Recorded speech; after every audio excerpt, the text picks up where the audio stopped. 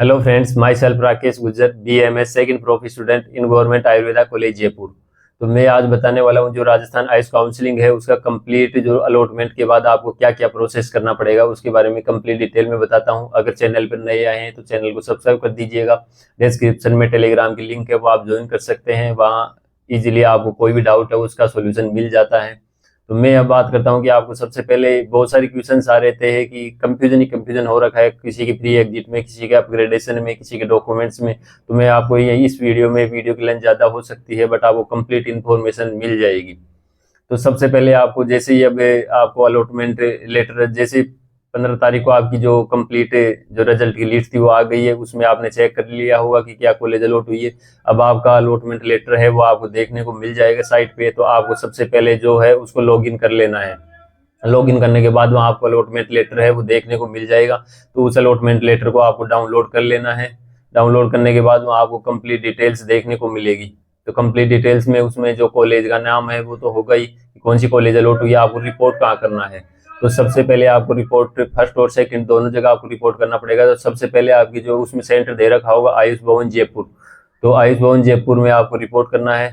तो आयुष भवन में जयपुर में सबसे पहले आपको यहाँ आना पड़ेगा। तो यहाँ सबसे पहले जो 18 तारीख और 19 और 20 तीन डेट दे रखी हैं। तो तीन डेट में आपको सीरियल नंबर के अकॉर्डिंग उसमें डेट दे रखा है कि 1 से 150 के आसपास है सीरियल नंबर है। फिर आगे सीरियल नंबर सेकंड है। फिर जो सीरियल नंबर है वो आपको मेरिट लिस्ट जो सेकंड वाली अलॉट हुई है उसमें आपको सीरियल नंबर देख लेना है। तो सेकंड जो न्यू रिवाइज मेरिट लिस्ट है ये सीरियल नंबर के अकॉर्डिंग आप आओगे तो ज़्यादा सही रहोगे। तो उसमें दे रखा है कि जो फर्स्ट सीरियल नंबर से लेकर के 150 के आसपास है, मेरे को एग्जैक्ट याद नहीं है। तो वहाँ आपको देखना पड़ेगा। फिर उसमें 18 तारीख को रिपोर्टिंग है, फिर उससे आगे तक शायद 450 तक है। तो वो फिर आपकी सेकंड डे रिपोर्टिंग है। फिर थर्ड डे रिपोर्टिंग 450 से ऊपर की जिनके सीरियल नंबर है उनकी रिपोर्टिंग है 20 तारीख को। तो आपको सीरियल नंबर के अकॉर्डिंग आओगे तो ज़्यादा सही रहेगा, क्योंकि यहाँ भीड़ रहती है। इसी वजह से ये सिस्टम किया गया है कि आप परेशान न हो। तो आपको ज़्यादा सीरियल नंबर है, अगर बाई चांस आपके कोई इश्यू आ रहा हो तब आप आ सकते हैं कि जल्दी भी आकर के आप रिपोर्ट कर सकते हैं, वैसे कोई प्रॉब्लम नहीं है। बट आपका या तो नंबर लास्ट में लिया जाएगा जिन स्टूडेंट्स का उनका कंप्लीट होने के बाद, तो आ सकते हैं, वैसे कोई दिक्कत नहीं है। बट आपका जो डेट दी है उसी के अकॉर्डिंग आओगे तो ज़्यादा बेटर रहेगा। तो सबसे पहले ये बता ही दिया मैंने कि आपको रिपोर्ट के लिए यहाँ आना पड़ेगा। सीरियल नंबर के अकॉर्डिंग आप डेट है वो उस डेट पर आप आ सकते हैं। डॉक्यूमेंट्स है उससे रिलेटेड मैंने कंप्लीट इन्फॉर्मेशन बता दी कि यहाँ कौन सी डॉक्यूमेंट्स है वहाँ कौन सी चाहिए। तो उससे रिलेटेड मैं अभी यहाँ लिंक दे देता हूँ, क्योंकि बहुत सारे स्टूडेंट्स फिर भी पूछ रहे हैं। तो लेफ्ट साइड कॉर्नर में अपर कॉर्नर में आपको लिंक देखने को मिल जाएगी, वहाँ से आप जाकर के वो वीडियो चेक कर सकते हैं।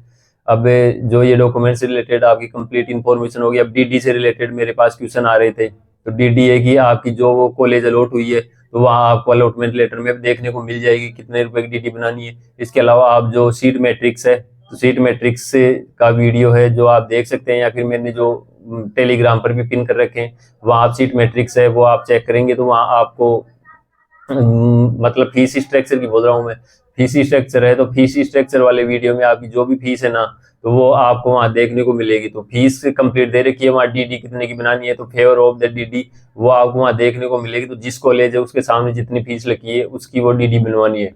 तो यहाँ पे ऐसा रहता है कि जो ऑनलाइन पेमेंट है, अगर आपकी फीस कम है 8,813 है शायद इस बार, तो वो फीस है गवर्नमेंट कॉलेजेज की। और की अदर की जो चेंज है वो आप अपने अकॉर्डिंग देख लो। तो जोधपुर की फीस ज्यादा है, तो आप ऐसा है कि जो गवर्नमेंट कॉलेजेज है ना जिनकी फीस कम है 8,813, तो उसकी कोई प्रॉब्लम नहीं आएगी। आप यहाँ फोन पे के थ्रू ऑनलाइन पेमेंट कर सकते हैं, तो DD ने बनवाए तो भी काम चल जाएगा।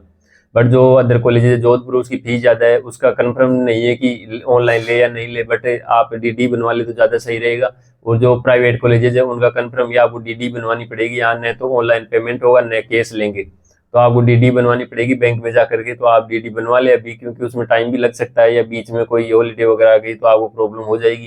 तो अभी आप जो कॉलेज अलॉट हुई है उससे कॉलेज का जो अलॉटमेंट लेटर है उसके अकॉर्डिंग आप वहाँ पे जो नाम लिखा रहता है उसमें पूरा कंप्लीट नाम दे रखा है कि इस नाम से आपको DD बनानी है। तो वो आपको जो बैंक वाला उसको ये दिखा देना है कि इस नाम से DD बना के दो हमें, तो वो अपने आप आपको बना के दे देगा। थोड़ा सा चार्ज लेगा, वो उसका चार्ज है जो बैंक का, तो वो आपके अकॉर्डिंग कर देगा। 100-200 रुपये लगेंगे, तो वो आपको कंप्लीट करके और वो DD दे देगा। तो DD का कंप्लीट मैंने प्रोसेस बता ही दिया है। ऑनलाइन जो गवर्नमेंट है उससे गवर्नमेंट का जो ऑनलाइन पेमेंट हो जाएगा। तो आप DD बनवाओ तो बनवा सकते हो, कोई दिक्कत नहीं है, नहीं आप ऑनलाइन भी पेमेंट कर सकते हो। अब इसके बाद जो रिपोर्टिंग का हो ही गया, डॉक्यूमेंट्स का मैंने बता ही दिया है।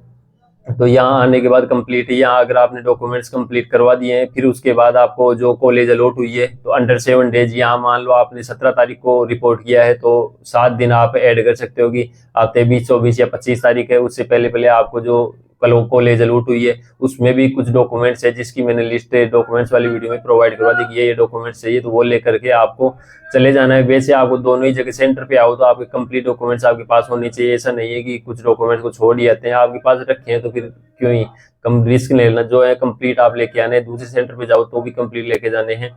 वैसे आपको सेकंड रिपोर्टिंग में इतनी प्रॉब्लम नहीं है कि वहाँ अगर कोई पेंडिंग डॉक्यूमेंट्स भी रहते हैं तो आपको वहाँ इजीली पेंडिंग में रख लिया जाता है, बाद में ले लेते हैं, कॉलेज तो अलॉट हो ही जाती है। तो ऐसा है।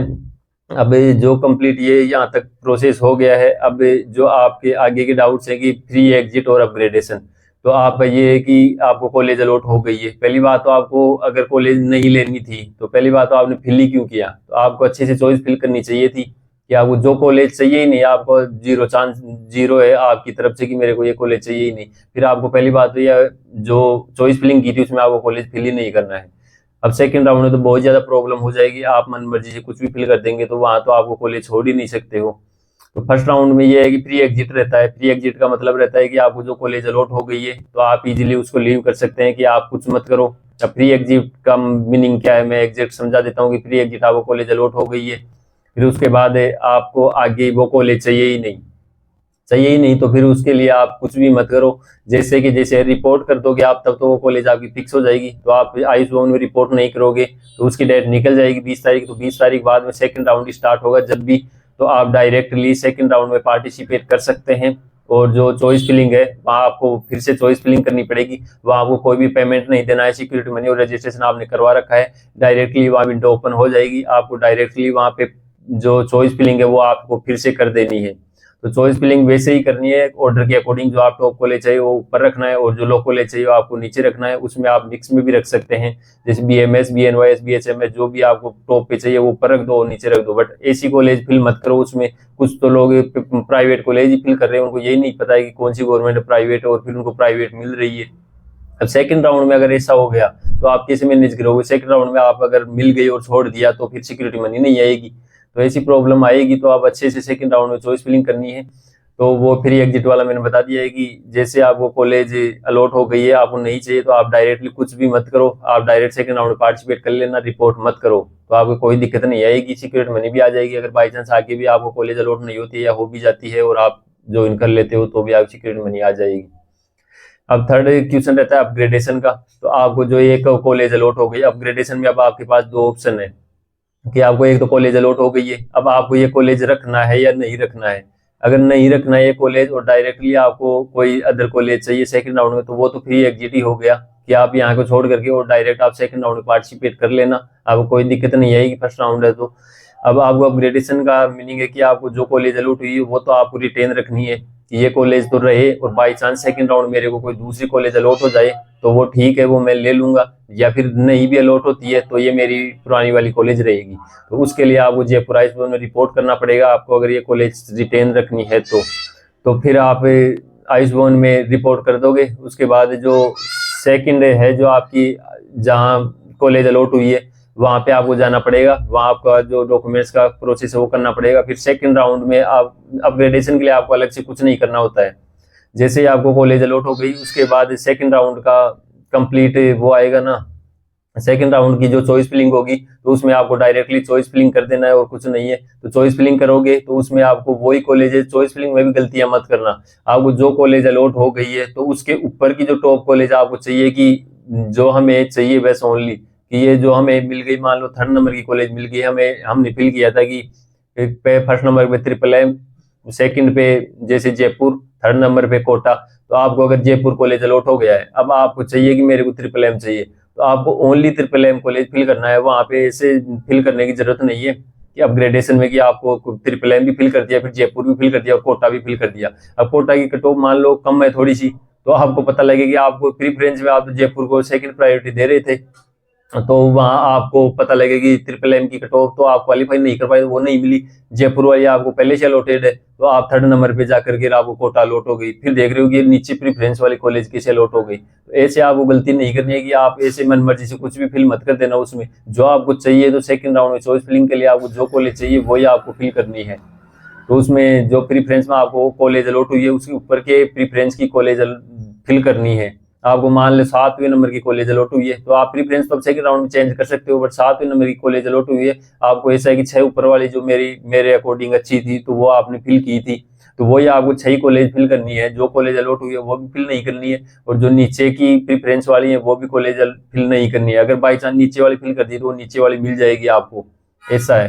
तो ये जो कंप्लीट प्रोसेस था मैंने ये अपग्रेडेशन का भी बता दिया है। और भी कोई डाउट है कमेंट सेक्शन में पूछ सकते हैं, और भी कोई आप सजेशन दे सकते हैं कि इससे रिलेटेड हमें वीडियो चाहिए, तो उससे रिलेटेड मैं वीडियो बनाने की कोशिश करूंगा। तो अगर चैनल पर नए आए हैं तो सब इन्फॉर्मेशन आपको आयुष काउंसलिंग से रिलेटेड मिलती रहती है, तो चैनल को सब्सक्राइब कर लीजिएगा। डिस्क्रिप्शन में टेलीग्राम चैनल की लिंक है, ज्वाइन कर लीजिएगा। मिलते हैं किसी नेक्स्ट वीडियो में, तब तक के लिए जय हिंद और जय भारत।